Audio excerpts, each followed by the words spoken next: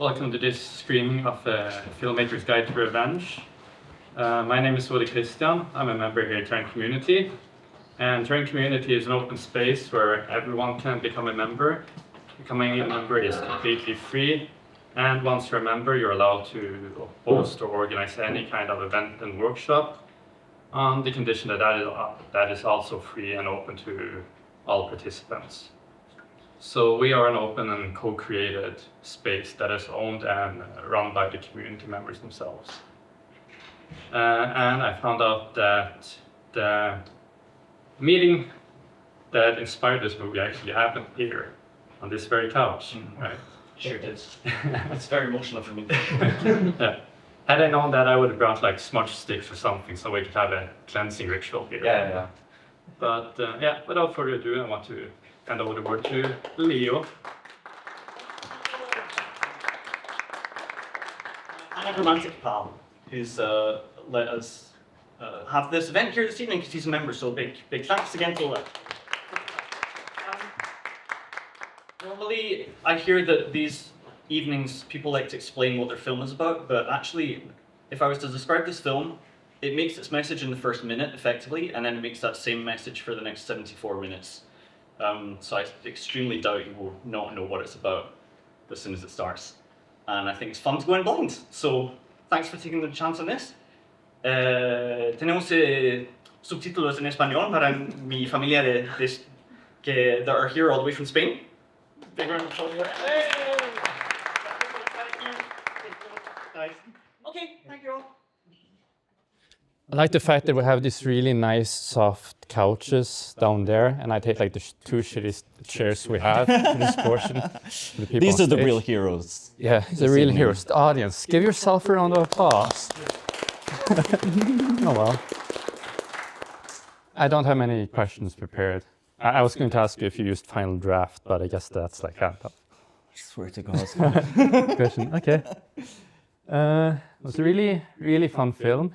And you know, since we're a very community-oriented space, it's also really great to just have something from a local filmmaker that's filmed in Stavanger, and it's about Stavanger, and it's about a director that cannot be named. So you said earlier that you didn't know that when you got here, but the meeting that inspired this actually took place here. On that couch. I was really worried he was going to be here and see it. Yeah. But to be fair, if he had, he probably would have been like, could that be me or not? He wouldn't have remembered it at all. What is it they say, the axe remembers but the tree forgets, or the other way around? Oh, okay. Yeah. One of those things. He's probably blanked it out. I haven't stopped thinking about it since my 36th birthday, which was over a year ago. Oh, yeah. But that guy just forgot, mate. He meets so many famous people, you know. Obviously, his phone is ringing off the hook, man. I could barely email him to say I'm not doing this. It's like, Yeah, but when you mentioned that, I was also a little bit worried. Like, what if he's a community member here who goes like regularly to events and then suddenly just shows up? I think that'd be wonderful, though. Why the hell not? I mean, it's so inspiring, don't you think? Yeah. Oh, that would be great, right? Isn't it? I think it's an honor, really. We could have brought him up here and interviewed him as well during this portion. Amazing. What did you think of the film? But I don't know, I mean, we spent so long in the film speculating about what he thinks that I kind of feel like I have a strong impression of the type of person he is and that he's not going to change. Which was the joke, is that, like, you know, basically all revenge films end sadly, don't they? Because, like, revenge is pointless, really. My hero's just trying to have fun with that. Although this film is a kind of revenge, but also was pointless, really. This is a good bit of a waste of time. But, I mean, also, if we all came out here and had fun, then it's a good... Yeah. Then it was worth time. I mean, I think it's a film that is made in the spirit of how I see filmmaking going, or what I see filmmaking being about, which is a community. I kind of feel like we use these films to build a community underneath these projects, and these projects pop up as a sign of the health of the community, but I'm always trying to keep that community alive and grow it and strengthen it. And I feel like some people approach that entirely in the opposite, and I just obviously disagree with them, you know? Yeah. It was a get the impression that for you, a big part of the filmmaking is in the actual making itself and like the relationships you build along the way and not the sort of... The real filmmaking is the friends you make along the way, for sure. I mean, even like Alfonso Cuarón, who made Children of Men, he made Gravity, he made Roma, he made all these great films. And he said, I think after Children of Men, that your only goal in filmmaking is to learn how to make a better film next time.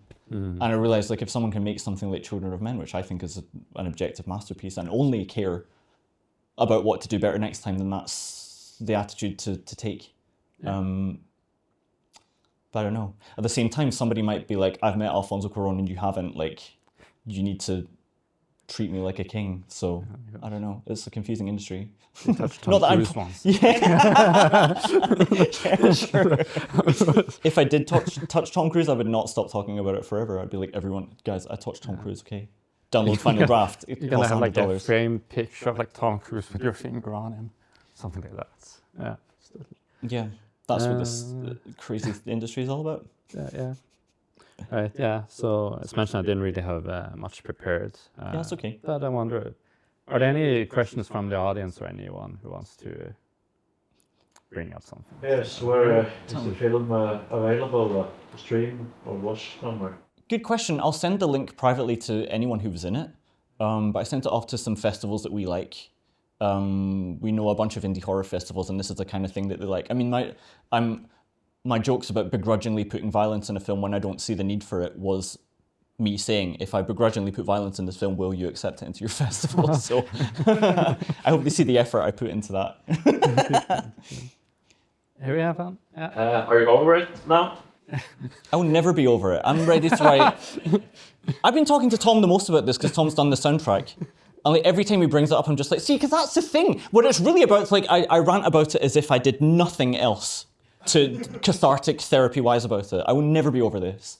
And I could make 10 sequels, and I might just, because who's stopping me? Oh, yeah. Yeah. So we'll all be in it, you know. My guy gets out of prison, and then he starts advising. He starts becoming the terrible producer, you know, fulfills the cycle. It writes itself, really, you know. Because this is timeless behavior, unfortunately. Yeah. Yeah. Yeah, you mentioned Tom and music. Yes. So his full soundtrack coming out April 10th on Spotify. Mm-hmm. Yeah, other platforms as well. Woo! Spotify, Apple Music, everywhere. Yeah. All streaming platforms. Where do people find you? Do you have an artist name on Spotify? It's just Yeah, it's Tom Montgomery. Tom Montgomery. Okay. Much to the disappointment of the label that I'm signed to. Like everybody else on the label was called something like, you know, Tom Mac 10. Are you open to suggestions? Can No. we email it on? As well, you shouldn't be. But I'm like 44. What do you want? You know? Like,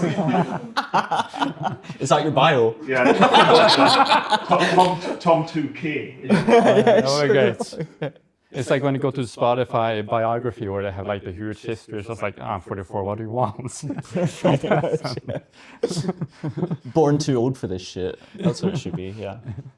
Yeah. Okay, anything else? No? Okay. We're good. Thank you all so much for coming this evening. This was so much fun.